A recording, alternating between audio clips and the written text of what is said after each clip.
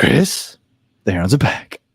Welcome, everybody, to episode number 172 of the Battered Herons podcast. I am your host, Daniel Granada, and alongside me, as always, Mr. KBD. How are you doing, sir? Well, I mean, they got part of the bet right. So Cynical Tube hit 50% of his bet. Still white, but I got the sleeve action going on. So there you go. Now, the real question is, are you wearing sleeves on Saturday? Oof, we'll have to see. We'll have to see. Oh, okay. That's the money line right there. That's what we're talking about. All right, so we weren't on here yesterday because honestly, there wasn't too much to talk about, and we also wanted to give it a chance to watch the Heat game because I know everybody was into the short playoff run that's going to be very short now that Jimmy Butler's out. And if you're interested in hearing about that, we'll be going live at 10 o'clock on the Battered Heat Fans podcast to talk about last night's game and tomorrow's winner go home against the Bulls. But that is a different sport. We are here to talk Inter Miami. We're playing against our rivals, Nashville SC. And I'm kind of excited to finally get the ball rolling with the season. I've gotten so accustomed to seeing Wednesday games that it feels like it's been forever since we watched the Inter Miami play. Anything that you want to touch on before we bring on our special guest, Uncle Matt, to talk about Nashville? I just think at this point, one thing I guess I wanted to mention that we didn't mention on the last episode is like at this point, there's no excuse. Everybody's got to play every minute. 100%. Yeah. 100%. It's unacceptable. Unless there's like injuries, everybody's playing. Everybody's got to be playing. That's it. We have like one Wednesday game in the next month, which is against Orlando. I think it's like May 15th or something like that. Outside of that, it's just Saturdays, 7 days of rest in between games, 6 days, I guess.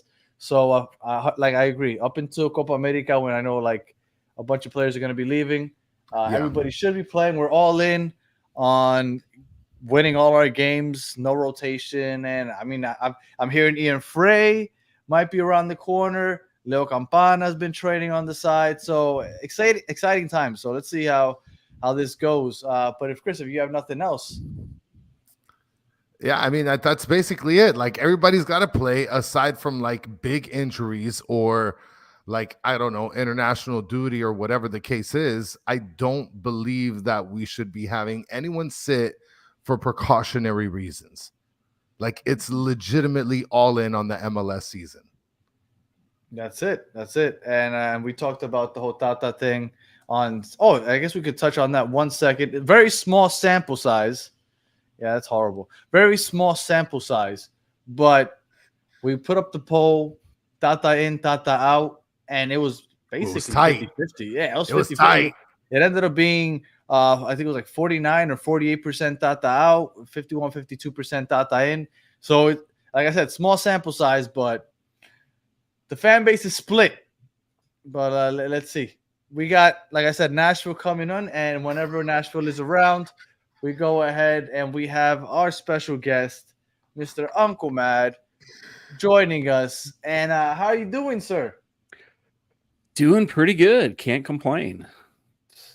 That's phenomenal. Looking forward to another showdown with Miami.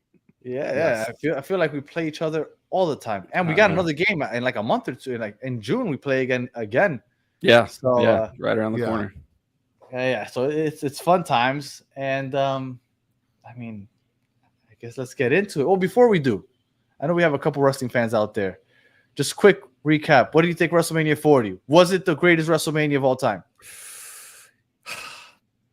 I don't know if it was the best, like, top to bottom WrestleMania of all time. Like, night 2 was definitely better than night 1.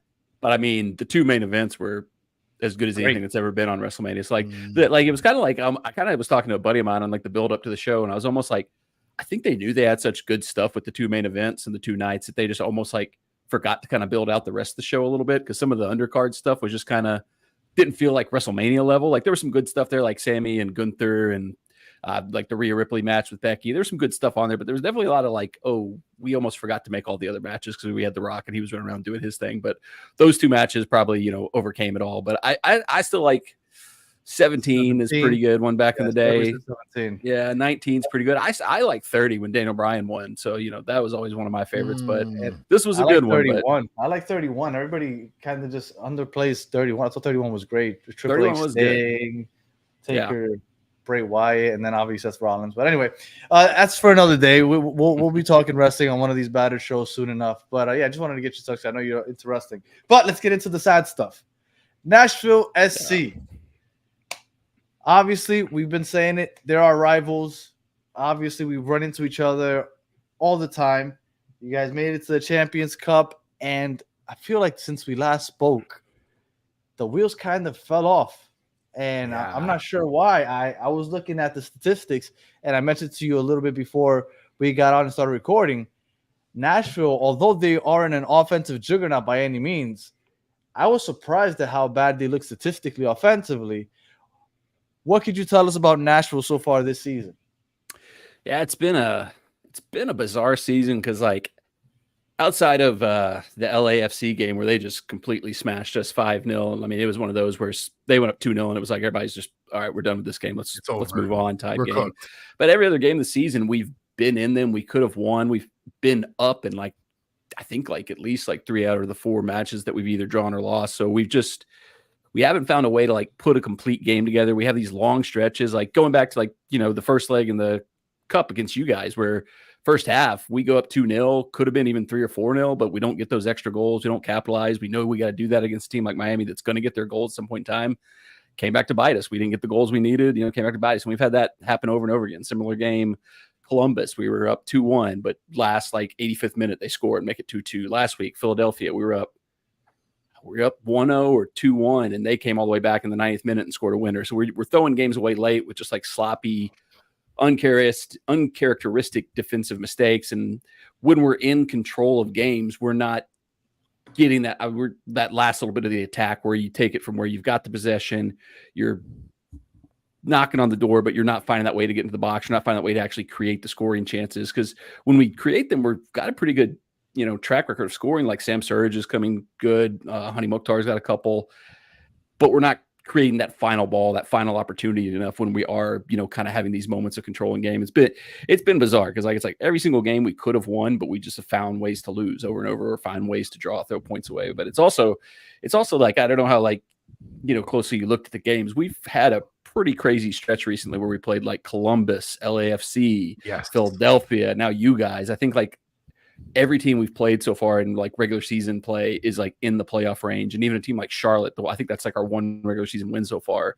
They're 7th in the East right now. So they're, like, kind of overachieving a little bit. And that was the one game we won so far. And it's been a weird season. It's like, we just had a bye last week. You guys were talking about, like, it feels like it's been forever since you watched a game. Like, I feel like it's been like 2 months since Nashville SC played, just having one weekend off. So it's like, hopefully this is coming at the right time, because we've had a lot of injuries. That's been a big part of it, obviously. But, hopefully getting that bye, having that kind of reset point could be a turning point for us a little bit. But, turning right around and coming up against you guys coming out of that's not the ideal situation either.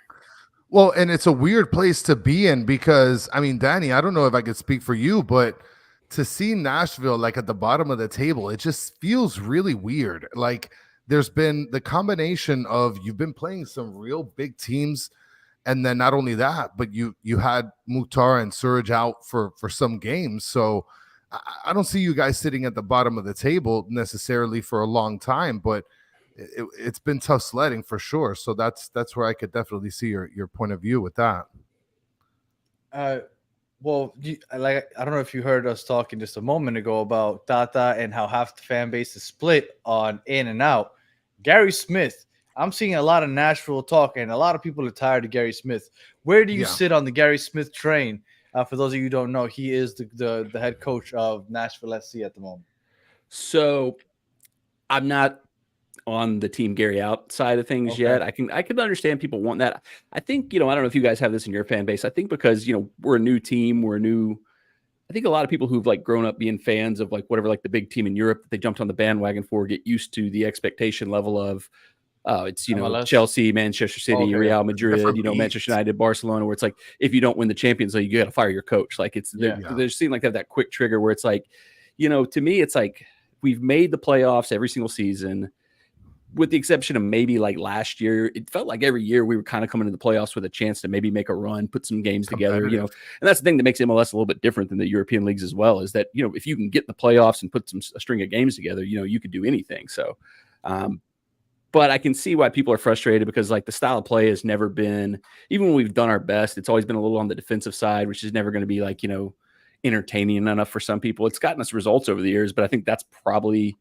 the extra fuel they're getting now is now the defense has gotten so sloppy that it's like, well, this is like the one thing this guy had to hang his hat on was that the defense was always solid, and it's, now it's fallen apart a little bit, but at the same time, we've been missing Walker Zimmerman for the last like month and a half. So it's kind of like when you're losing the MLS Defensive Player of the Year 2-time formally and like one of your designated players in that role. That's kind of a big deal. And I think it was a bigger deal than people realize because there's even talk like amongst some of the fans in the summer, like, oh, should we look at buying Walker's contract down from a designated player so we could get like somebody else in? It's like, I don't know if he's worthy of a designated player contract. And first time he's out for like a really elongated period of time in our history, and all of a sudden our defense is the worst it's ever been. So I mean, I think we can start to like make a little correlation there and put the pieces together on that one. But I don't know how many DPs. I don't know how many center back DPs there are in the league, but they're not many. Like the MLS doesn't really invest too much money in DPs that are center back. So I mean, not too often. Zimmerman's making that difference. No.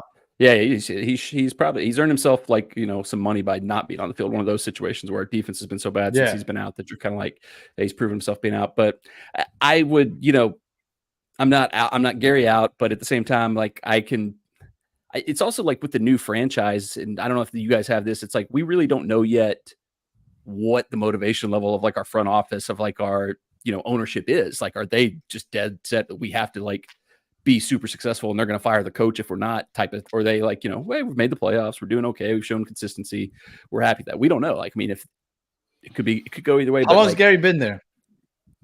He's been with us since the start of MLS. He was with us with the USL version of the team for the 2 seasons. Okay. So he's been there the whole time since he's been in MLS. Okay. Yeah. That's what I'm saying. It's like, we don't really know what like the, where the breaking point is for the front office right now, because he's the only manager we've had. We've never got to the point of them feeling like, God, this is we're on 3 already. Of a manager. Yeah, I know. So it's like, but I think that was also, he's benefited from the fact that we came in with very low expectations, and I think people also, like some of the people that have turned on him also forget that like we're not like some like all-star studded roster. Like outside of like Zimmerman, I don't think anybody could have named a single player that was on our roster when we started. Like even Mukhtar, who's emerged, like people were always like, who's this guy that was like playing in the Swedish Premier League? Who's this guy or something like that? But so we've overachieved all this time, but now it's like, it's almost set the bar too high by overachieving, where now it's like coming back like, well, what's happening now? So I tend to think like the players haven't played that well this season, and it's not really as much Gary's fault. But at the same time, I think the thing that always comes back that always gets managers fired is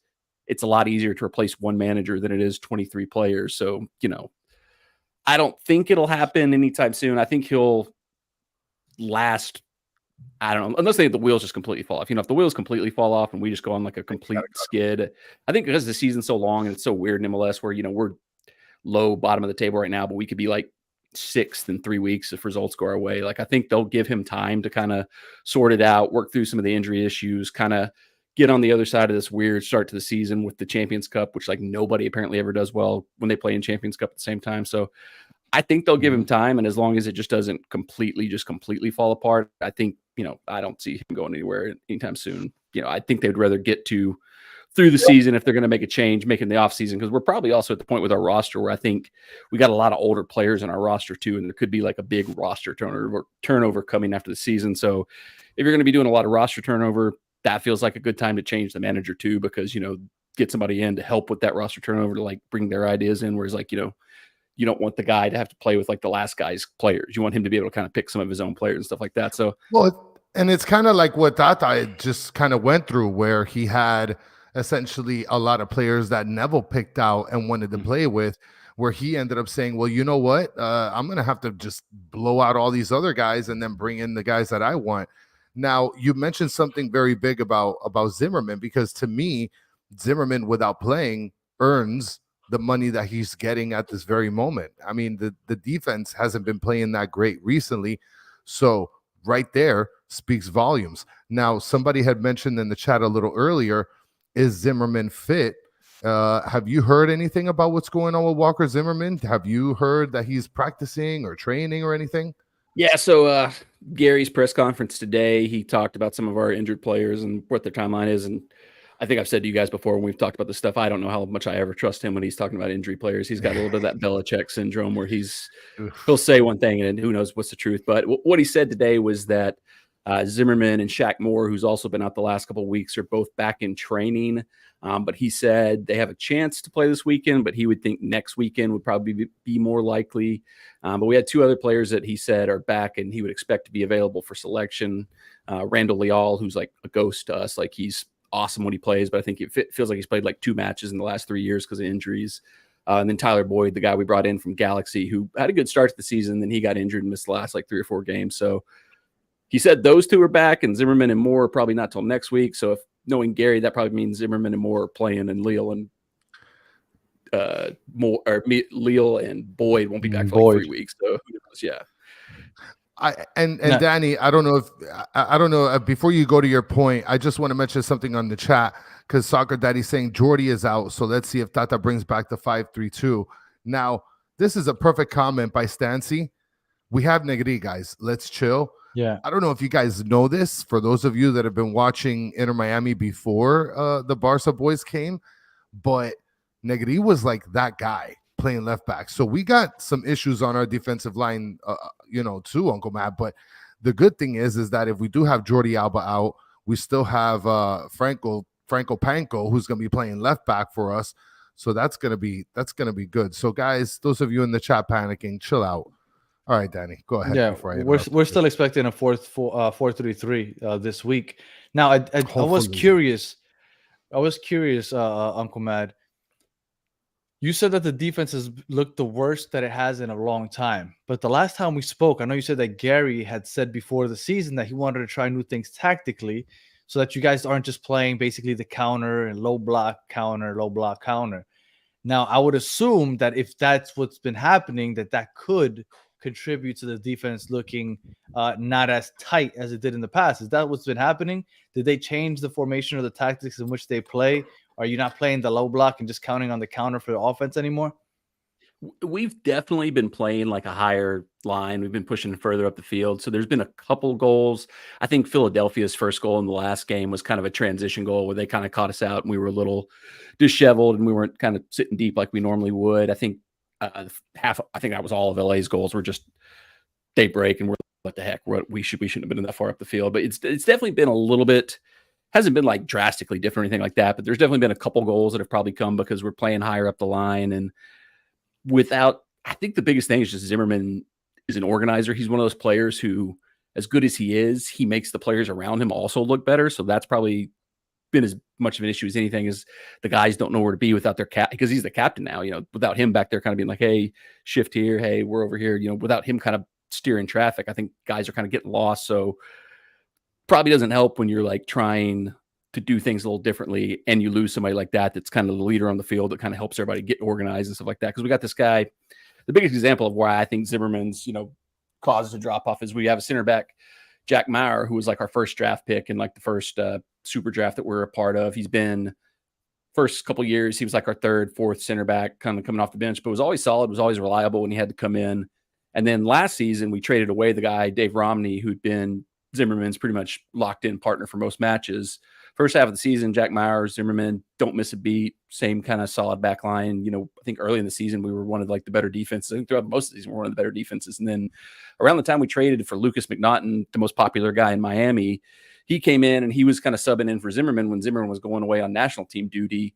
But as the season went on and kind of towards the end of the League's Cup, like McNaughton had moved ahead of Jack Maurer. And I don't know if that was like a confidence killer to Maurer or whatever, but he's not been the same since. And this season, like he's dropped down the pecking order where he's maybe even with Zimmerman out, he's not starting games. And previously he was locked in number 2 at the start of last season. So his fall off to me, I think he was really enhanced by playing with Zimmerman. So he's the one I look at where I'm like, that's a guy who probably really benefited from playing Walker. And he's been the guy on a lot of the goals we've gone up the season where, you always find that guy when you see a goal go in, you turn around and who's the defender standing nearest to him going, oh man, that was my guy. What was I doing there? And it's been him a few too many times this season, but we've given up some like really like uncharacteristic, like weird, easy goals. Like I think on set pieces, especially, and that's another, place Zimmerman's usually really dominant, both on offense and defense is just 100% in there. And we've had like the winning goal against the Philadelphia scored the last game. Just dude was just wide open the back post, no one anywhere near him. Easiest like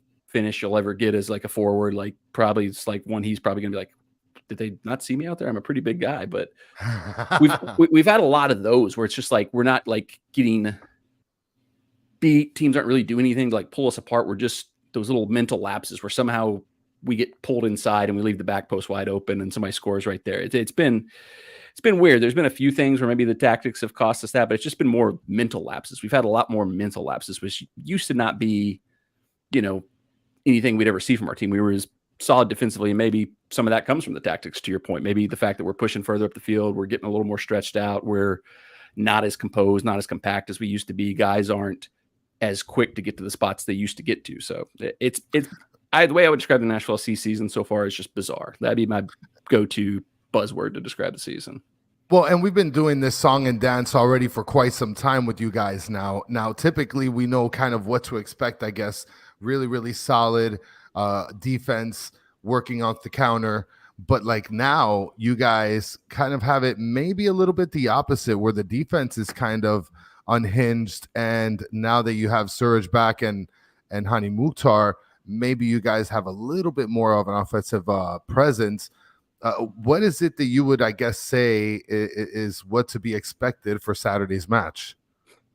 If we kind of follow the trend of what we've been doing, we've been really trying to hit things wide. You guys know Schaffelberg, who had a couple of goals against you guys. He's been kind of like good. Yeah. He's been like the point of he's been almost like we've almost been like playing everything through him. Like he's just been, we drive through him on the left. He uses his speed. We're crossing back in, trying to find Hani and Surge. So he's kind of almost like the point guard of the attack. He's almost like a 10. He's like a 10 playing left wing because everything goes to him and it kind of has to right now because the midfielders we have, they're solid defensively.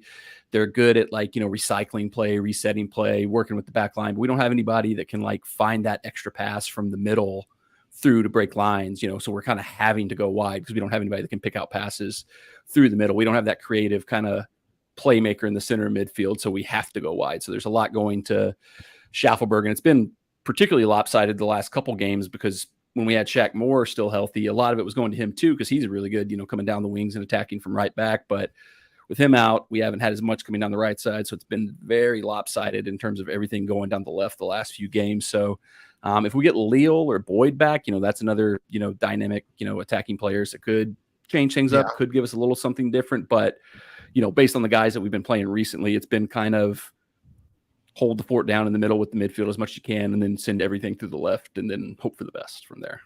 Yeah. Well, we have our new right back, Marcelo, or as they call him, Cello, way gone, which I think defensively looks much better than Yarlin was.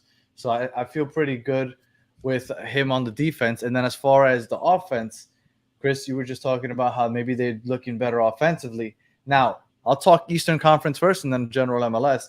In the Eastern Conference, they have the least amount of shots on target. And as far as XG goes, they are the worst as far as expected goals in the Eastern Conference. Now, when we talk about the league, they're second worst in shots on target, and third worst in expected goals. The only teams worse are Austin and Houston. So offensively, even if they are trying to be a little more aggressive, even if it's just a tad bit, it's not working out. So if their defense is suffering and the offense still hasn't picked up, I mean, it's obvious as to why they are struggling so far this season. Well, and I'd like to. I mean, I was thinking about how many games Surge and Hani Mukhtar missed, because it just felt like they missed a lot of games. I don't know if maybe I'm wrong by saying that, but I felt like they missed a little bit, about to half, or maybe a little bit less than half. That makes a big difference, no? Yeah, I want to say they missed the first 2 or 3 MLS Cup or league games, because even when they were coming back in, we were using them in the Champions Cup games and then kind of resting them in the weekends for the MLS games. So they've played the last 2, maybe 3 games, but like the first little part of the league season, at least, they weren't playing. And I kind of mentioned it beforehand when we were talking before we went on the air. Like, one of the things to me that's the weirdest about our season, the weirdest about like one of the reasons I think we've had like the kind of deficiencies in attack is we feel like it feels like we have more possession than we used to have, because we used to be like one of those teams just like give the ball right back to their team. We want the other team to have the ball as much as possible because we just want to counterattack. Whereas we're having more possession, but it's like possession without purpose. Like I mentioned, we don't have that guy in midfield who can find that pass that gets through. So it's kind of like eventually we just hoop it up to Shuffleberg and hope he can find something. So you mentioned, I completely do not find it surprising at all that we're that low in shots and XG and all that, but I bet we'd probably be like one of the higher teams in the league in crosses, just because we're just like just whip it in the box and hope for the best for the most part this season. And one of the things that's kind of like been kind of surprising to me, and one of the things I thought maybe they could want to try to do was like maybe drop Hani deeper into midfield or something like that, because he's just there's been so many games this season where it feels like he's just not on the ball. And like, even I know you want him further up the field where he can be more dangerous and score more goals, but there's been like if you stretches, can't get it to him, there's no point. Yeah, there's been stretches this season where I'm almost like, is he even on the field? Because he goes these long stretches where we're not getting him service, he's not getting the ball. And like, he started his career with us as like more of a true number 10, like playing out of the midfield, and we had more forwards up top. But when he started scoring all the goals, he morphed into like a false 9, and then he morphed into like a off striker where he's playing off a main striker. And so, and he even said this week, which was interesting to me, this shows how my dumb brain works, is I'm sitting there thinking maybe we should drop him in the midfield just so we can get more touches and get on the ball more. And today he said he's hopeful with players like Randall Leal and Tyler Boyd coming back, he can play further up the pitch where he can be more damaging, and they can be the ones that get him more service up the time. So they're going, let's bring him in deeper. And he's sitting there going, I want to go higher. So me and Hani, not on the same page apparently, but I'll trust his judgment over mine. So, that could be something, like I said, because like we don't have that.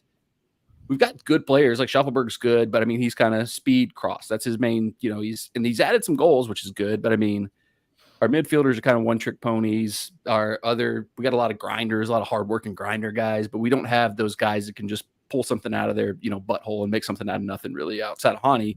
And there's nobody other than Hani to get him the ball right now. And Surridge, he's good. He's been a revolution, but I mean, you can just see him. He's a traditional target striker. So yes, he's not a guy that's going to make anything on his own. He's got to have people set him up and create things for him. And him and Hani have kind of ended up being on an island because we don't have those creative players that absolutely do something like that. And it's weird to say, like, the time when Dax McCarty, when we decided not to re-sign him and he went to Atlanta, I was kind of like, he's old, he's had good, but he's not going to play every game, but he would have given us a lot, even if he's only playing like 3 or 4 matches at a time, because he did have that. He might not have the legs to run coast to coast, but I mean, he can still pick out a pass. He can still ping the ball around. That's kind of what we're missing right now, is somebody that can do that in midfield.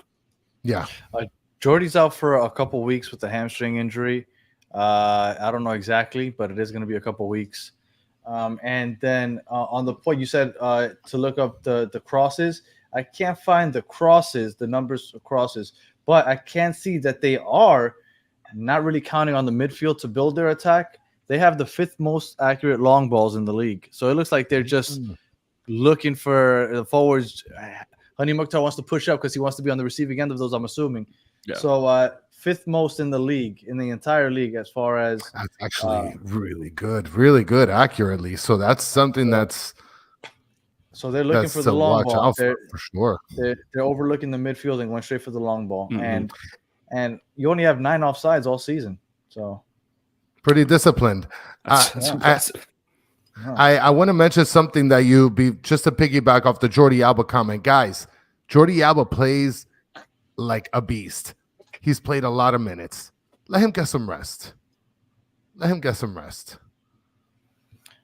Matt is wearing the real cap. Yeah, yes. I saw you got yours on, and I saw it on the thumbnail. I was like, I got to throw mine on if we're doing this today. Hey, I had to create some type of rivalry shirt because I mean, like it. We've talked about the fact that we feel like this is the true rivalry, not Orlando. But I hope you guys get better though, because it's a lot funner when both teams are good. It is. I know. Yeah. I hope we get better. And then I did want to address one thing. Was it Mr.? No, I lost the comment. But a lot of people saying that one way or another thought they'll figure out how to screw this up on Saturday. We've played 9 games. He's lost twice. We lost to the Red Bulls, who I believe are tied with us for leading the league in points. They're top of the table as far as the league goes. I mean, they're a good team, and honestly, they just out hustled us that game. And then Montreal, that was the other game we lost, and it was 1-1. And then all of a sudden, they had that crazy run where they had like 2 goals in like 2 minutes, where it was just a blink of an eye. All of a sudden, just things just flipped upside down. But I mean, people are really getting on this whole hating on Tata thing. Like he's not losing very often. You guys, I don't know why you guys. You guys must have like maybe some of your fans are like scarred from his time with like the Mexican national team, and they're just like still thinking of that Tata, not the Tata who was like one of the better coaches in MLS when he was with Atlanta. It's like a little bit of exactly. And thank you, Chris, for putting this up, because he said Tata sucked in Barcelona, Mexico, and Inter Miami. He's won more than he's lost here in Inter Miami. He has a trophy in the last his first year, in the first couple of months. Year. And then they said he had a good record with Argentina, Paraguay, and there's a team you're missing. He also had a very good record with Atlanta. He was there for 2 seasons. He won the MLS Cup in that second season. Tata, at least in MLS, he's done very good. So, just and I'm not hold your horses, guys. Because, I'm not saying Tata's the greatest thing and that I love Tata. It's not what I'm saying. But be patient, man. He's been around for less than a year. And he's won more than he's lost. So let's just be patient with him. Let's give him a couple more months. Give him a season. To that point, that's another reason I haven't, turned the page on Gary Smith like a lot of our fan base has, because like I said, he's got us in the playoffs, every season since we've been here. He won an MLS Cup when he was with Colorado. So and then once again, I think a lot of it has to do with like people come from other fan bases to our newer teams, and they have the same kind of expectations, the same kind of mindset that you have with those teams. Whereas like, if you fire your manager in MLS, I hate to talk bad about MLS, but it's not like there's like a large crop of like brilliant high level managers that are just dying to get an MLS job. So like you're going to fire him and you're going to probably hire like some national team player or something like that. I mean, how many coaches we see recycle through MLS? Like, Phil Neville's already at Portland, and Chris Armas somehow got a job after whatever he's done. And Caleb Porter's back in another one. We're just going to get the same guy that was babysitting before Tata came in, which is this guy Javi Morales. Yeah, that's what would happen then. I mean, who else are you gonna get? No, and I was gonna tell Uncle Matt that Gary Smith has gotten you guys to the playoffs consistently, but at some point you don't want Marvin Lewis either, because Marvin Lewis had the Bengals in the playoffs like 8-9 years in a row. At some point you got to switch it up. But I'm with you. Maybe give him one more year, but at some point you have to switch it up, because when you just get there, but you aren't doing much, like, it has to be. There has to be some type of change somewhere. And Ty Manin is mentioning Danny, if Ramos comes to Inter Miami, will you video you trying to get a photo and autograph with him? Oh, I can't wait for this answer. No, absolutely not. Sergio Ramos, Uncle Matt, just so you know, Sergio Ramos is my favorite soccer player of all time. Like, favorite. Like, nice. Him and Pio Valderrama, my 2 favorite soccer players of all time. And he's rumored that he might come this summer. I would love the idea. But also on this show, I've made it very clear that I don't understand why people run up to players and bother them and try to get autographs. And I would never do that. I won't do it for Messi. I won't do it for Sergio Ramos. You're never going to see that video from me. Now, if I was sitting down and just randomly having a conversation with him for whatever reason, I would love to take a picture with him. But I would never run him down and bother him to take a picture. No, absolutely not. Not happening. No, you're not going to do the pitch invasion and be one of those that run out of the field, like do the selfie midfield. No. Absolutely not. And I don't know. I can't do it. I don't know why people don't bother these people. Just let them be. Just let them be. But yeah, I do love Sergio Ramos, though. Favorite player of all time. Yeah, we don't we don't have anybody that's like, on the global like scale that you guys do, but like I think our team does a pretty good job of doing things where like the players are available to meet fans and stuff like that, to where we don't have like that. Like we had a big meet the team thing, and they had like the full roster there on Monday where you could go like get autographs, get pictures made, and they had like we used to have that. Every single player was they there. Promised it to us this year, and they didn't deliver. But they promised it to us this year, and it never happened. That's because they didn't have the Messi bubble ready. Because nobody's getting near that guy. Like, I mean, they can still do it. Like last year, we did ours in like July, so you guys might get it like in Copa America when they have an excuse for like, for Messi not to be there. Oh, Messi's not here, man. What the heck? Shoot, we forgot. Oh man, that type of thing. Because we had one last year, and like I think they learned from last year, because last year there was only like 8 players there, and they had it was really like poorly organized. It was like one of the worst events they've ever put on. And this year they had like every single player there, even like players I didn't even know were on the roster. I was like, who are you? I was like, nice to meet you. I'm glad you're here. Never heard of you, but yeah. So I can kind of understand why Miami might be like, I don't know if we can convince Messi to like come to like this little random event on a Tuesday afternoon. Yes. I don't know. My patience for standing in line for any type of line. It could be for food, for any. I hate standing in lines. So I am anti standing in line to like. We had it at one point here. Yeah, I can't stand. But I was with my kids, so I took them to see Joseph and Campana. But man, I hate standing in lines, and even more just to get a picture with somebody. I'm not good at it. If my kids want to do it, I'll do it with them. But unless it's my kids, outright. I hate it. I hate it. I hate standing in line for stuff. It's awful. It's awful. All right, so we've talked about Nashville so many times over the last year. We've had Uncle Matt on here a million times, but this is how we usually end our show. Mr. Matt, prediction time. We have the game on Saturday here in Miami. How are you feel? You guys had a week off, so 2 weeks to rest and prepare. How are you feeling about this game on Saturday? I think it goes one or two ways, like, because I could see it being very similar to like every other game we've played this season, where we keep it tight. We have some good moments, we have some control in the game, but don't do enough because it's one of the, especially against you guys. You guys are going to get goals. You guys know you're going to get chances.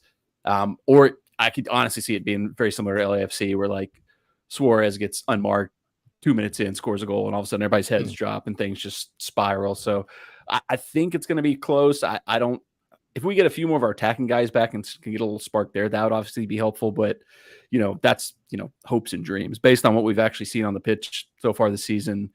We're maybe good for 1-2 goals max a game, and that's going to be tough to cut it against Miami, who's probably, especially if Zimmerman's not back, or probably at least good for 3. So I'd probably go 3-2, 4-2 Miami if I'm being honest. Sounds good. I guess I can go next. I'll go with not 3-2. I'll go 3-1. I'll go 3-1. I think people are expecting our offense and defense maybe to take a step back with Jordi Alba not there, but I honestly think that Franco Negri is going to fill in quite nicely, and I'm going to go 3-1 Miami. Chris? I'm going to carry that torch with you, Danny. I think it's going to be 3-1 as well.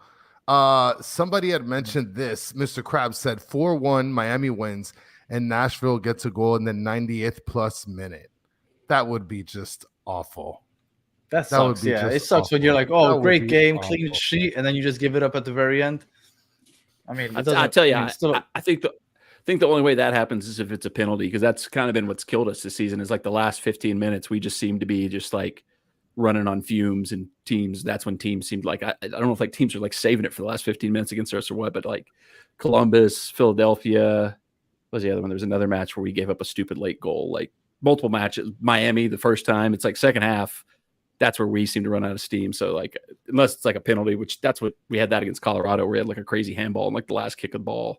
It's like, yeah, we'll take a penalty to get a 1-1 draw in Colorado.